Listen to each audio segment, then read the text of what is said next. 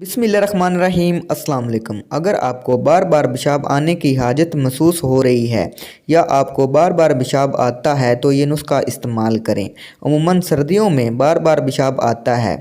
इसके छुटकारे के लिए मैं आपके लिए बहुत ही अच्छा और लाजवाब नुस्खा लेकर आपकी खिदमत में हाज़िर हूँ। अगर मसाने की कमज़ोरी है तो वो भी दूर हो जाएगी।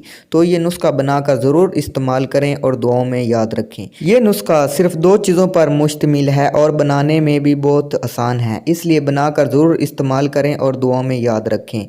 वीडियो शुरू करने से पहले हमारे चैनल को सब्सक्राइब करें और साथ ही बेल आइकॉन को दबा दें ताकि हमारी नई आने वाली वीडियो का नोटिफिकेशन आपको मिल सके।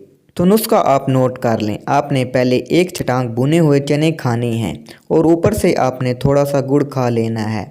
ये आपने नुस्खा लगातार 10 दिन इस्तेमाल करना है तो इंशाअल्लाह बार बार पेशाब आने की हाजत रफ़ा हो जाएगी।